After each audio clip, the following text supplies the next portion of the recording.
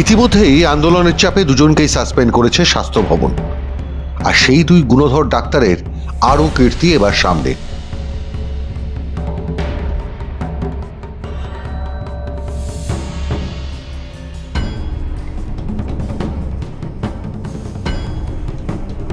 নয়ই আগস্টে আরজি করের ঘটনার পর গত 11ই আগস্ট বর্ধমান মেডিকেল কলেজের লেকচার হলে ডাক্তার অভিক দে আরজি কর নিয়ে যা বলেছিলেন, পরে যদিও তা অস্বীকার করেছিলেন, তবে আপাতত সেই ছবি সিসিটিভি বন্দী।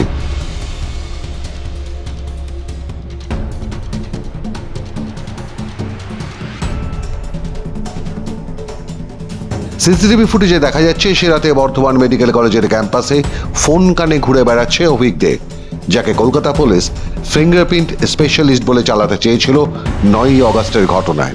There is also another picture, a new set of people.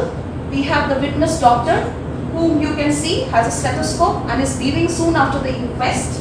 We have FSL people, the fingerprint expert, the ACP of detective department, the videographer, senior officer in CT1, and the forensic officials. অভিকদের উত্থান হয়েছিল Uttarbanga medical college থেকেই। সে কারণে ওই কলেজের রাজ তিনি সবসময় নিজের হাতে রাখতে চাইতেন। আরএমও হিসেবে কাজ করতেন বর্ধমান মেডিকেল কলেজে। কোভিডের সময় জালি সার্টিফিকেট দেখিয়ে এসএসকেএম মেডিকেল কলেজে পোস্ট গ্র্যাজুয়েট করবার সুযোগ করে দিয়েছিল এই উত্তরবঙ্গ লবি। সে কারণেই বর্ধমান মেডিকেল কলেজ এবং এসএসকেএমেও চলত অভিকদের রাজ। সেখানে সুপারের পাশের ঘরে বসে গোটা বাংলা জুড়ে অভিক গড়ে তুলেছিল হুমকি সংস্কৃতির একচ্ছত্র সাম্রাজ্য। তার লবিতে থাকা অধিকাংশ চিকিৎসকই উত্তরবঙ্গের, যার একজন ছিল বিরূপাক্ষ বিশ্বাস।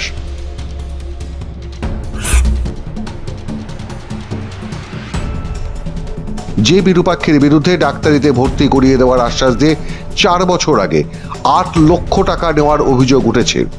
মুর্শিদাবাদের জলঙ্গির ঘটনা, ওই ডাক্তারি পড়ুয়ার বাবার দাবি 2 দফায় মোট 8 লক্ষ টাকা নিয়েছিল বিরূপাক্ষ বিশ্বাস, তবে ডাক্তারিতে ভর্তি করিয়ে দিতে পারেননি, ফেরত দেয়নি টাকাও।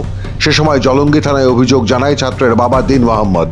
থানা কোনো ব্যবস্থা নেয়নি বিরূপাক্ষের বিরুদ্ধে, এমনকি টাকা চাইতে গিয়ে জুটেছিল হেনস্থা। সম্প্রতি বিরূপাক্ষের আরও অনেক কেচ্ছা সামনে আসাতে জলঙ্গি থানায় এবার নড়ে চড়ে বসেছে। ফের লিখিত অভিযোগ দায়ের করেন দিন মোহাম্মদ, আর তারপরই তড়িঘড়ি মাত্র 45,000 টাকা ফেরত দিয়েছে বিরূপাক্ষ বিশ্বাস। একদিন দুদিন পরে আবার ফোন করলাম, স্যার আমার কি সিটটা সিলেট বুক হয়েছে? তো বললাম হ্যাঁ সিট বুক হয়ে গেছে, আপনাকে আর একদিন আসতে হবে বর্ধমানে। তারপরে মধ্যে আসার আগে ডেটটা দিয়ে দেবো বলে তার একদিন আগে আমাকে ফোন করে বলছে এবার 5 লক্ষ টাকা আপনাকে লাগবে। আমি বলছি কেন 5 লক্ষ টাকা কী জন্য লাগবে? আমি তো এখন তো টাকা দেওয়ার কথা না। তো বললো এটা হ্যান্ড টু হ্যান্ড লাগবে।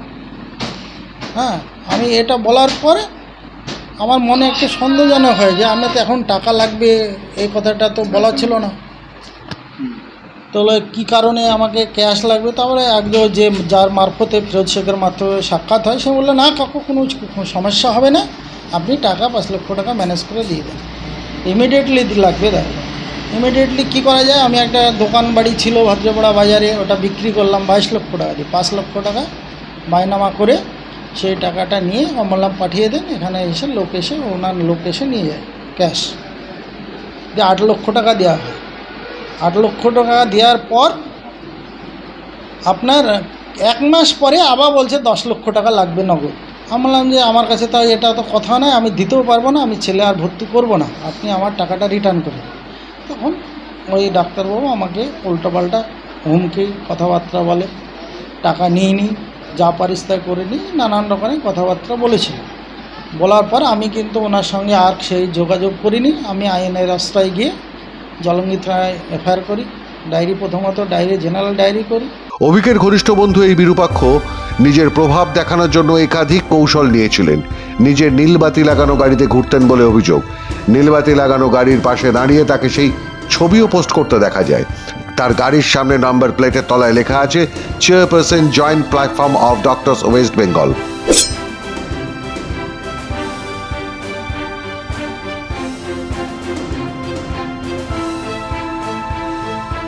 আর অভিজ্ঞে নিজের প্রভাব খাটিয়ে পিজি পরীক্ষার পর্যবেক্ষক পর্যন্ত হয়েছিলেন।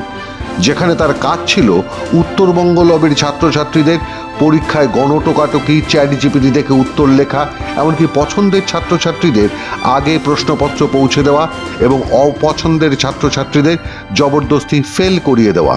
এমন এক ভয়ঙ্কর ত্রাসের সংস্কৃতি চালাতো এই উত্তরবঙ্গ লবির মাথা, যে মাথার নাম সুশান্ত রায়, যে চোখের ডাক্তারকে সম্প্রতি আইএমএ বহিষ্কার করেছে।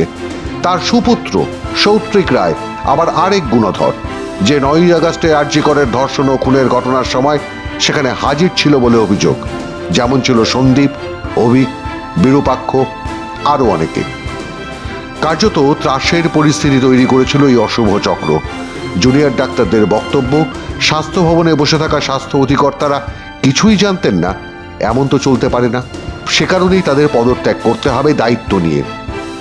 যেমন দফতরের সচিব হিসেবে পদত্যাগ করতে হবে স্বাস্থ্য সচিবকেও।